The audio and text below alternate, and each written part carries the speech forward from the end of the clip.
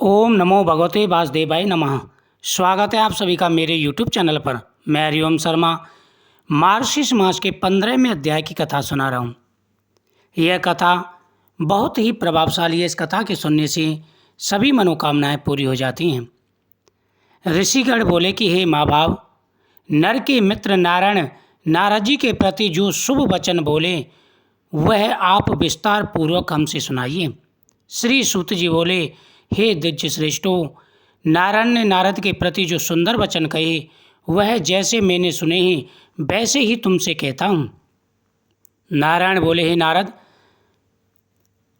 मार्गशीर्ष मास के महीने में पहले महात्मा भगवान श्री कृष्ण ने राजा युधिष्ठिर से जो कहा था वह मैं तुमसे कहता हूँ।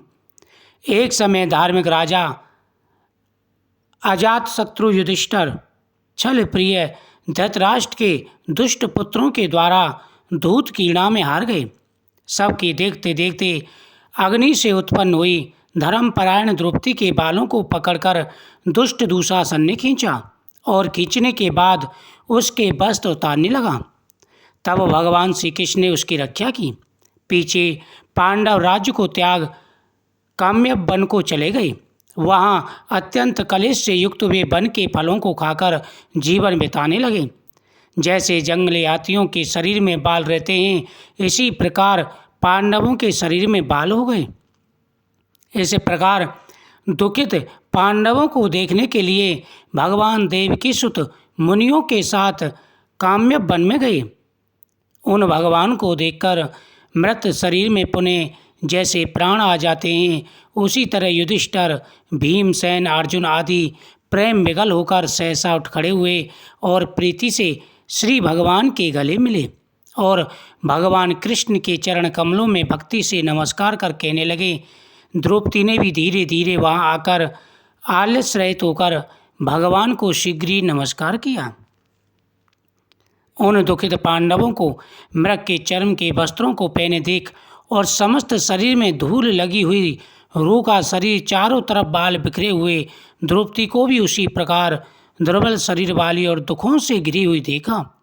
इस तरह दुखित पांडवों को देखकर वे अत्यंत दुखी हुए। भक्त वत्सल भगवान धृतराष्ट्र के पुत्रों को जला देने की इच्छा से उन पर क्रुद्ध हुए।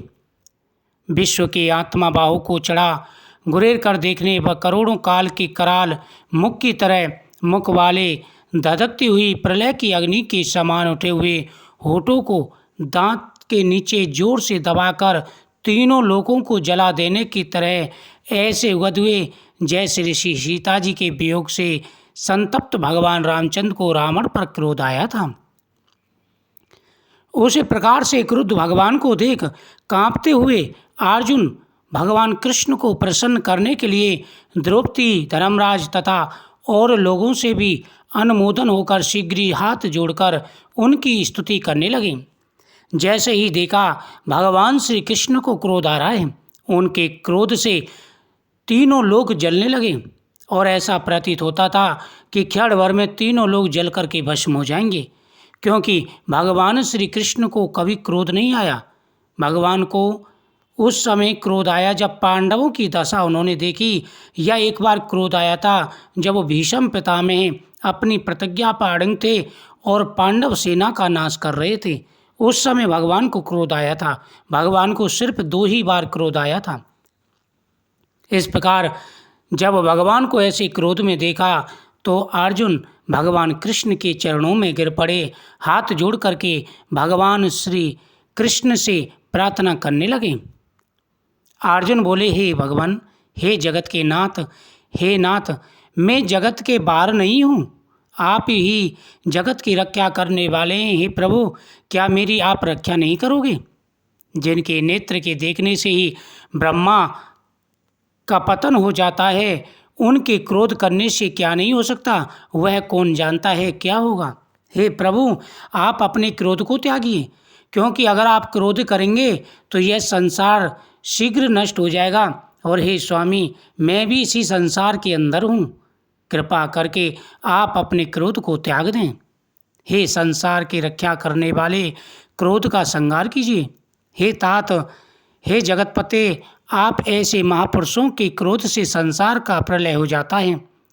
संपूर्ण तत्व को जानने वाले, सर्व वस्तुओं के कारण वेद और वेदांग के बीज आप साक्षात परमेश्वर हैं।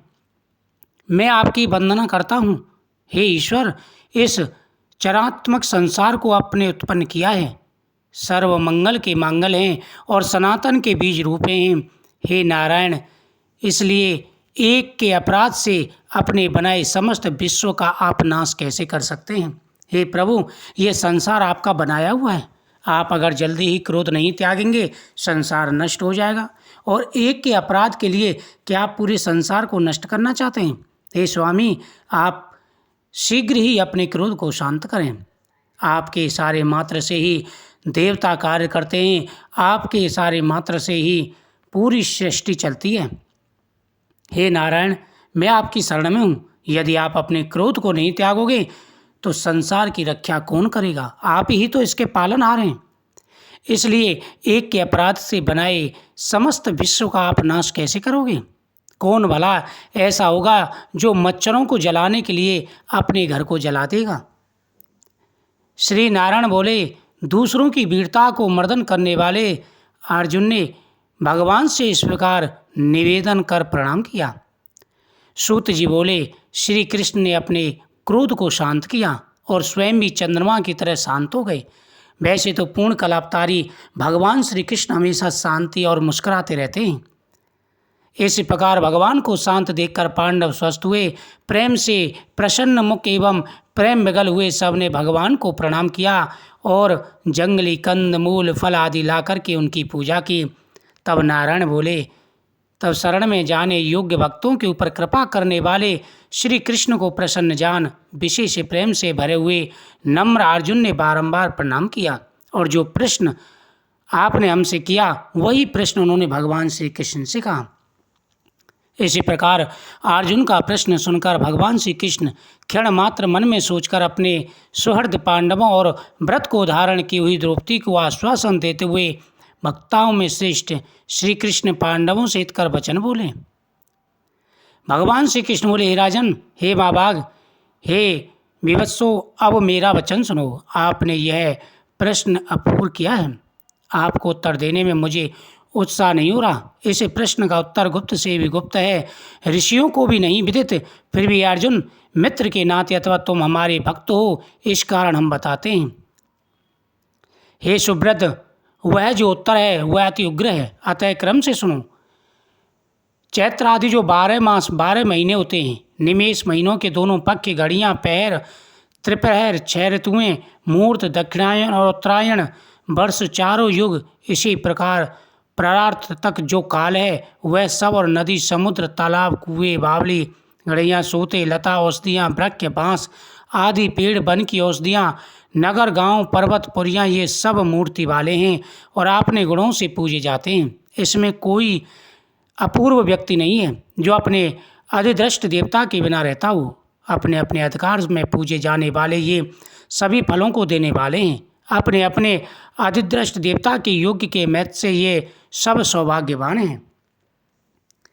इस प्रकार से मार्गशीर्ष मास में जो व्यक्ति मेरी पूजा करता है, मैं उनकी सभी मनोकामनाएं